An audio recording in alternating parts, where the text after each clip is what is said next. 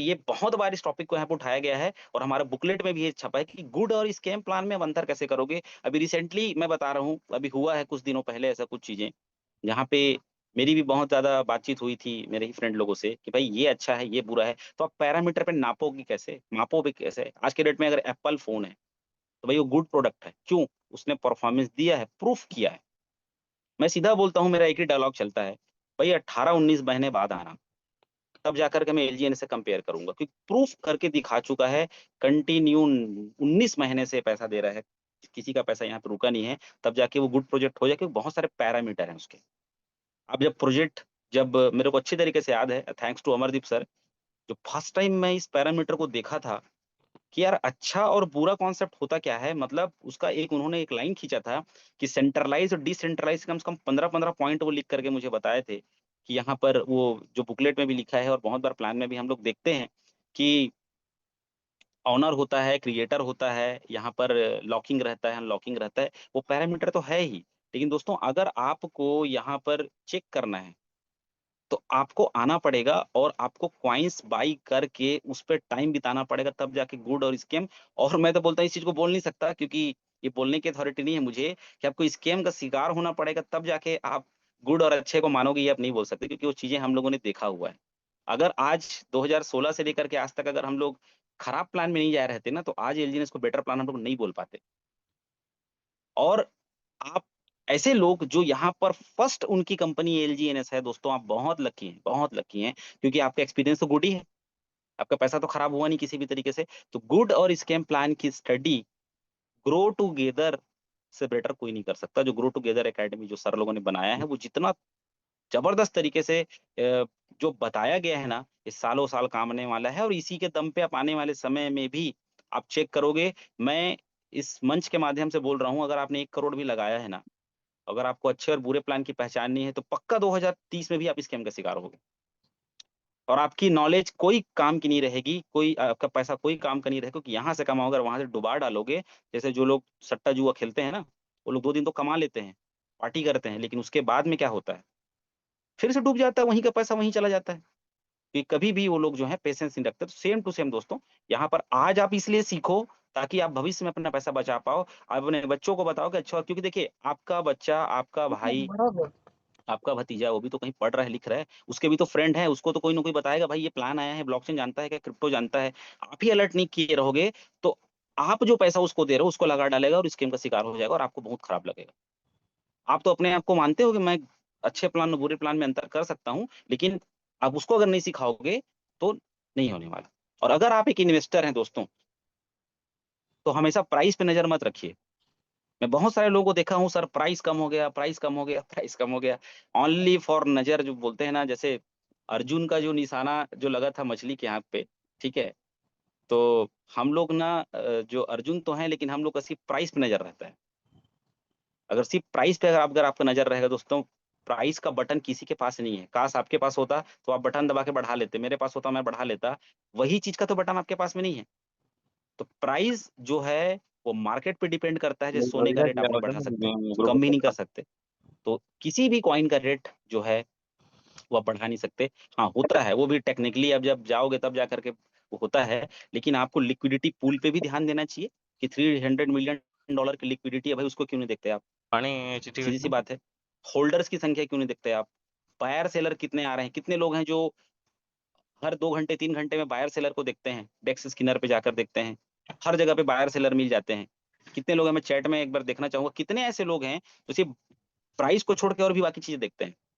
अगर आप प्राइस तो बिल्कुल देखो, वो तो फ्रंट में दिखता है, जैसे टोकन पॉकेट ओपन करोगे प्राइस दिखेगा सबसे पहले, आपको देखने की जरूरत ही नहीं है उसको। लेकिन अगर आप पूल को देखोगे, कितना माल वहां है, कितना पैसा वहां है जो सबका पैसा बांट सकता है, होल्डर्स कितने आ रहे हैं, नए होल्डर कितने, मैं तो 1-1 घंटे का होल्डर देखता हूँ। भाई पॉपुलैरिटी तो इसी में है। कोई गाना रिलीज होता है वो हिट हो जाता है, क्योंकि उस पर रील्स बनते हैं, उस पे व्यूज आते हैं। दोस्तों, अगर कोई चीज आज के डेट पे चल रहा है ना, ट्रेंडिंग पे चल रहा है, तो उसके होल्डर, उसको लोग पसंद कर रहे हैं। आप किसी को जबरदस्ती मारपीट के तो खरीदवा नहीं सकते, ठीक है, किसी के भाई गन रख कर किसी तो खरीदवा नहीं सकते। आपके बोलने से एलजी ने तो अच्छा नहीं हो जाएगा। लोगों का एनालिसिस है कि लोग पैसा लगाते हैं। अब जाके जब चेक करेंगे, तब जाकर के समझ में आएगा कि भाई सीधा सा बात है, जो पॉपुलर है, पॉपुलर फोन बिकता है ना,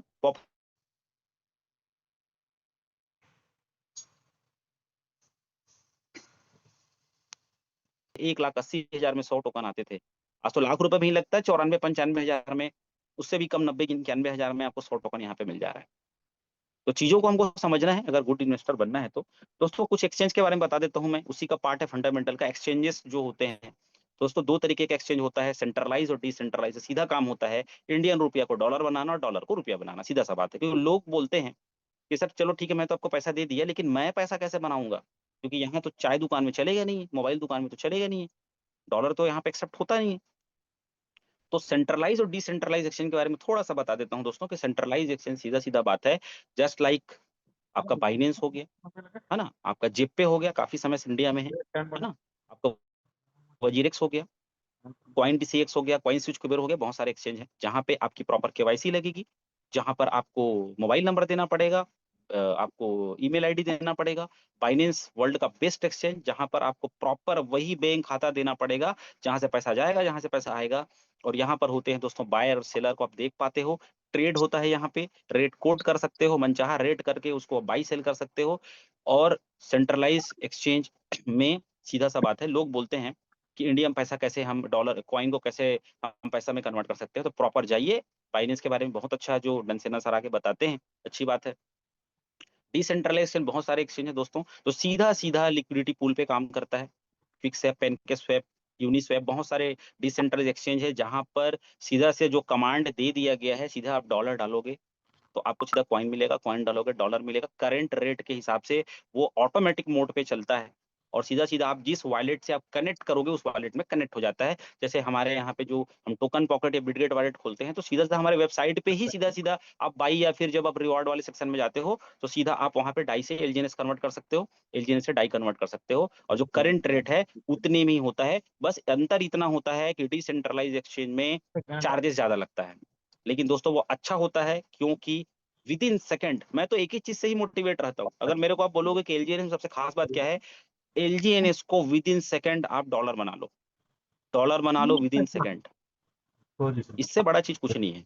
बाकी कॉइन्स को आपको विथड्रॉ लगाना पड़ेगा, वो वेट करते रहोगे, आपका काउंटडाउन चलता रहेगा, हार्ट बीट बढ़ जाएगा। यहाँ पे रात को 3 बजे आपको पैनिक अगर हो रहा है ना, आप डॉलर बना के रख लो ना, क्या दिक्कत है? डॉलर की इतनी डिमांड है जितना सोने-चांदी की डिमांड नहीं है आज के डेट में। बहुत बड़ा मार्केट है उसका, P2P का बहुत बड़ा मार्केट है। तो दोस्तों एक्सचेंज के बारे में भी जानिए, अच्छी बात है, और सीखिए एक्सचेंज के बारे में, क्योंकि जब आपको सेल करने की बारी आती है, तो सीनियर के ऊपर आप चढ़ाई कर देते हैं, सीनियर को प्रेशर करते हैं कि सर मेरा बेचना है, बेचना है। ठीक है, डिमांड आएगा तो बिल्कुल बिकेगा, लेकिन अगर अब एक्सचेंज के बारे में जब जानेंगे दोस्तों, तो 100% आप अपने से एक्सचेंज में बेच पाओगे। और सीधा-सीधा बात है, जब खुद से कोई चीज़ आप करोगे, तो कॉन्फिडेंस बढ़ेगा और 4 लोग को और सिखाओगे। आगे दोस्तों, एक चीज़ मैं डिस्कशन ऑलमोस्ट मेरा कंप्लीट है। मैं एक चीज़ ये पूछना चाहता हूँ कि क्या आपको बेसिक्स में ये चीज़ें पता हैं? मैं आगे स्लाइड में जो बताऊँगा कि आपको अगर ये चीज़ पता है, ठीक है? तो 100% आप यहाँ से बूमिंग कर सकते हैं।